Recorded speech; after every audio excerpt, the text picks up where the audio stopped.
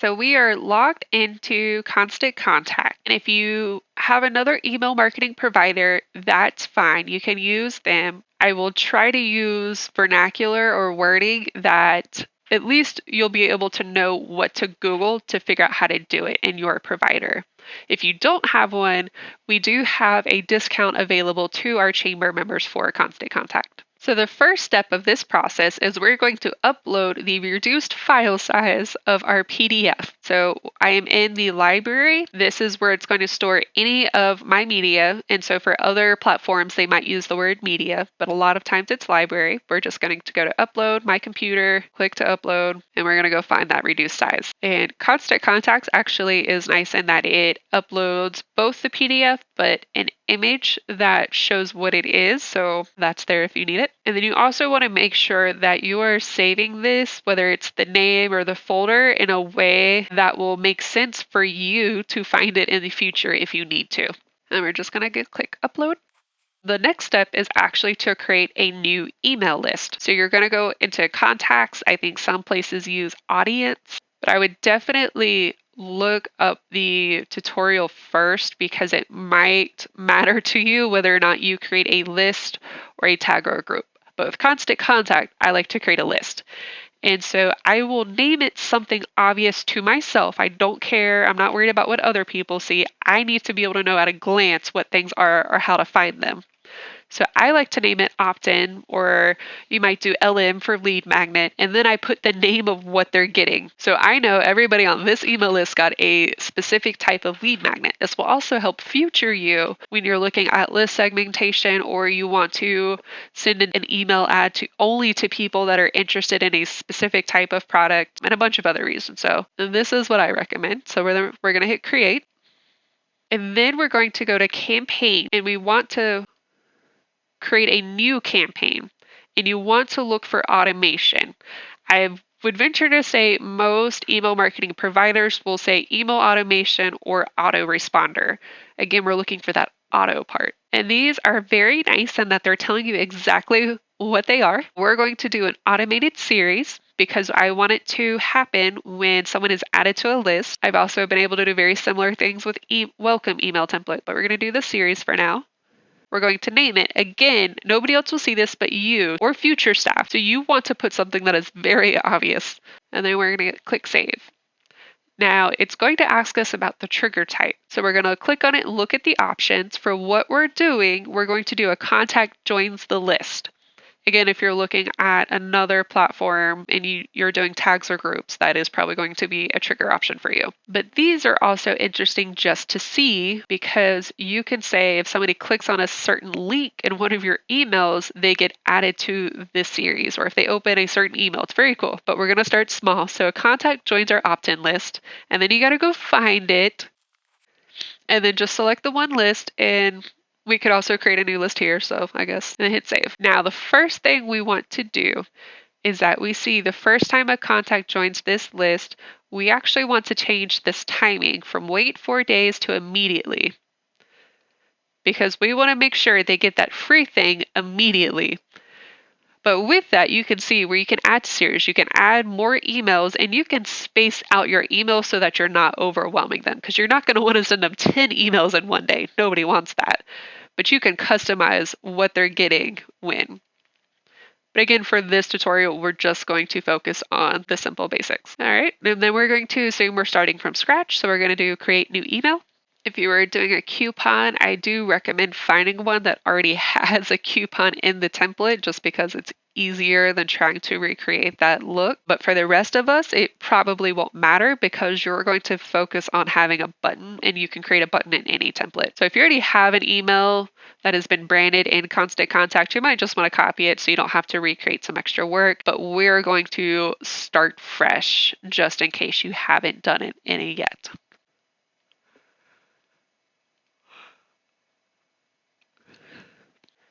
So the very first thing we want to do is rename our email. Again, for the campaign name, nobody will see this but you.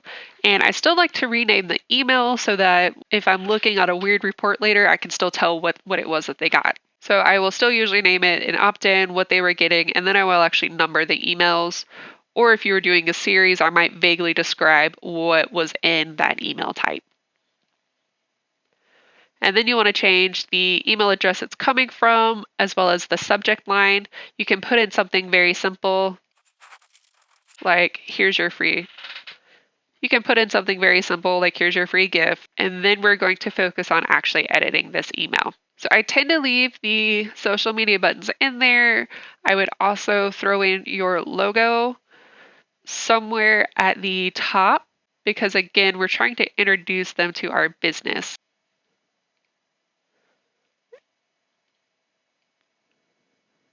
And then we're going to look at the top bar. So we're not editing the email. Look at the very top bar and find library and open it in a new tab. If you didn't already, we want to find the PDF that we uploaded. So make sure it is the PDF. If you click on it, you will then see a file URL. We want to copy that link. And then we go back to our other tab. And now I happen to have chosen a template that had a present image in it. And I'm just going to hit link, web page, and I'm going to paste it. That is my preferred way. Another very small change is link document, and you should be able to see a list of documents you have uploaded. So you would just hit that radius button and hit insert. If you wanted to, you could also enable click segmentation. So this is a way for you to create almost a double opt-in, but making it very easy on them. So if they've taken the time to open your email and click on this link to download it, then they're probably a real person. So then you could say enable click segmentation, send to my general email list or whatever it is. If you're doing an email series, you might want to wait till the end of the series before they get your regular emails. And then we just hit insert, and it is now a link. But we need to be as redundant as possible, just in case. So I'm going to delete this. It's very nice, but I'm going to delete it. I'm going to say, here's your free thing. I'm going to move it above the present because I want it to be really obvious. You would make thing whatever the title of your free opt-in was. And again, we want to link and make that a link for them as well because just in case, we want to make it as easy as possible for people. One thing I also like to do is in the design, the body text is currently set to 14, which is okay. I would definitely not go any lower than 14, but I actually tend to do 16, so it's easier to read. And if you don't like this color, this is where you would change the color of links to match whatever your brand colors would be. So we've got link, and then I'm actually going to add in a new box. I'm going to go to build, text, and I want to go in a little bit deeper. So I've put, you're on the right track to whatever their end goal would be. So again, if we were doing a checklist for 10 things to do before buying a house, we would say you're on the right track to buying a house and then maybe throwing in an adjective like safely. And then we're going to say something about if you are creating a series of emails instead of one email, say we'll be back in your inbox tomorrow or whatever your timeline is with another piece of advice to help you achieve XYZ. Again, we want to be pretty specific to say stay top of mind. If your usual product or service is just a little bit different from what the lead magnet is, this is a great place for you to tie the two in together. And then again, we want to introduce our company. So this is just how I've chosen to do it for this sentence. You could ignore this whole part and just say about us, we're a company, this is what we do. Put in your logos, your images. If you tend to put staff photos on stuff, this is a great place to do that, to introduce them to you, to make it personable. To do that, you would just go over to the left-hand side where it says build, drag over an image block, or click it, hit replace. If it doesn't work because mine hates me, you hit save, and then you go back to campaign. And then you click on the email you were editing in the first place. And then you click on it and hit replace, and then it works, and I don't know why. And then you would just, again, upload whatever photo you were trying to do. If you need it to be on the left-hand side of text, you would select this box, and we're going to click and drag. And you should see that pink box moving around. That is showing you where you're about to place it. So I can actually just move right there, and it will auto-resize to make sense. If you liked these fancy parts of your template, you could keep it. I'm going to delete it for now. And then you can probably leave your social media links. Just again, make sure they work and they go to the right places. You would just hit edit. And this is where you would copy and paste your links. And you can also add a few more networks, or say if you don't have one, that's okay. Just delete it because we don't want to promote things we don't have. You'll have your contact information at the very bottom of the email that is required when sending marketing emails, and email service providers like ConstantContact, MailChimp, whoever it is, will automatically put that in there for you. But most people don't actually read it, so we can put in another text box at the bottom and just say something like company name and phone number to at least provide it. And then I'm going to get rid of my top spacer. I want to undo this padding. And I'm going to drag in a divider just because I like them. Okay, so I think I'm done. Again, this is not the fanciest thing, but it's a little bit nicer than we can do in some other projects. And again, when you're using your actual real photos, it will look a lot nicer. Double check the design. If you know your branding and fonts, try to use those. You do not want to use fancy fonts in emails. Instead probably want to focus on serif versus sans serif and kind of leave it at that. You probably want to focus on whatever these first few options are because they're the ones that are on most computers. That's why they're at the top. So if you pick something fancy, there's a chance the person you send it to doesn't have it and it looks weird to them. For outer background, as you can see, that's the black currently. You can change it to match your brand. You can also, in ConstantContact, choose from a few patterns just to make it look fancier. Inner background, I generally recommend leaving white because, again, you want this to be as easy to read as possible. You want function over design because if they can't read it, they're definitely not going to consume it and you'll never hear from them again. And then buttons and dividers, same thing. We can change that to our branding to make more sense for whatever we're doing. Okay, so I'm done. I'm going to hit save, just in case. And then if you need to, check in preview, send test. You can actually, if you need to get approval from somebody, you can type in their email address right here. And you can add in a personal, like hey, this is a draft. Let me know if I can move forward or if it needs suggestions or whatever approval you might have to get. And you can send it to them. Then we're going to hit continue. And it takes us back to the autoresponder series that we're working on. So let's give it a look over. The trigger is if somebody joins our specific email list that we created, it's going to send them this email immediately.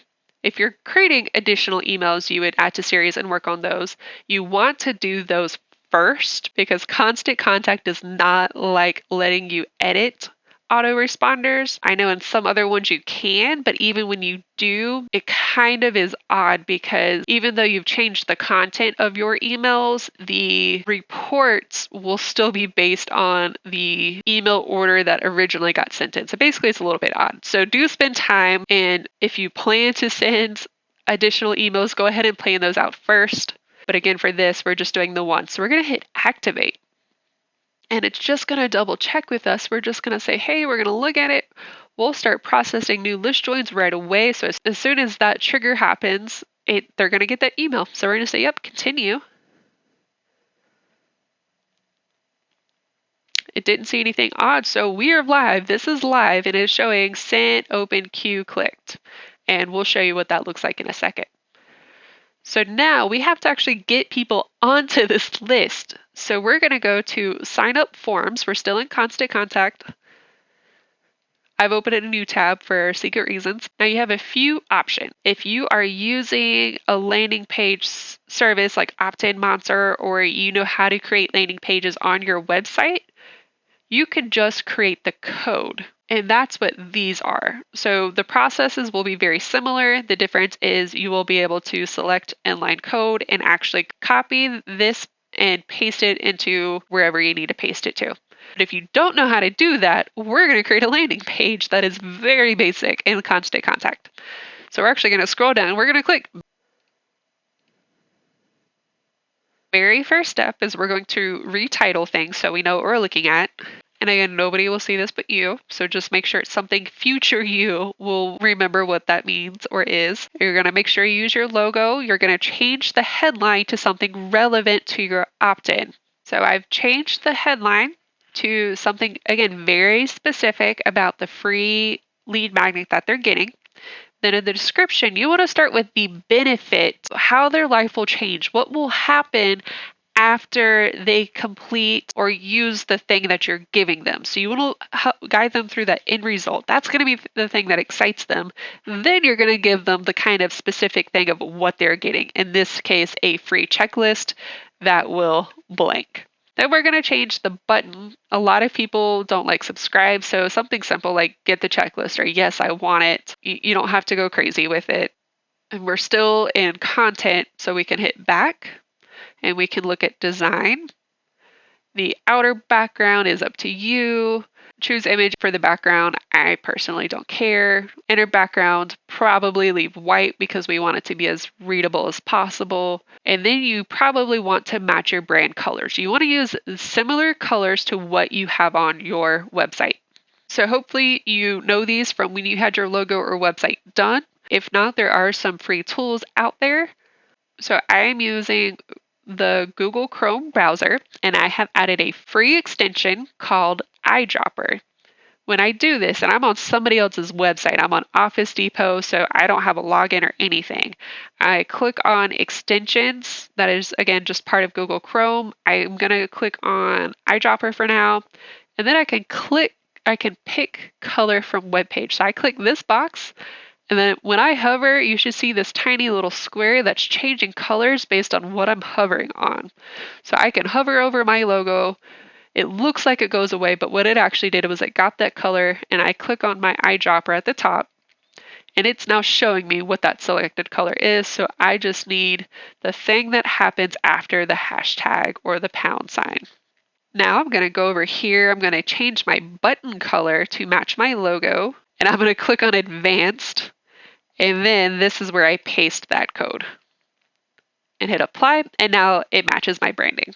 You can do the same thing with your heading if you want. If nothing else, personally, I just like black because it's easier to read than gray. And I will also change my links. Okay.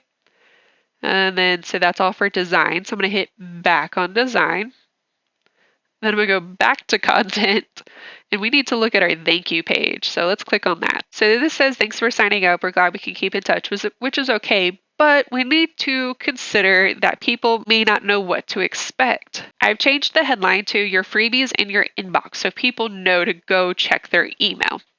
And then I just say something kind of nice like, thanks for trusting us with your email. Your free checklist is waiting for you in your inbox. And then with ConstantContact's new updated landing page tool, there's actually an option to display a download or redirect link, which is very handy.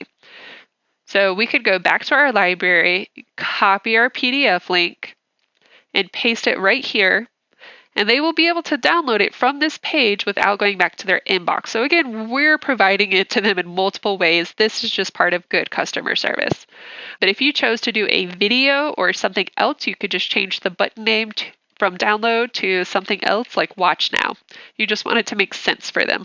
Alternatively, we could put in a link to a tripwire. If you've had that set up, you could put in your very specific URL, and then you would change the button name to get 20% off this specific item or whatever your tripwire might be. So that can kind of help you get a few sales. You will not have huge numbers, but that can be a nice evergreen way to be selling all the time.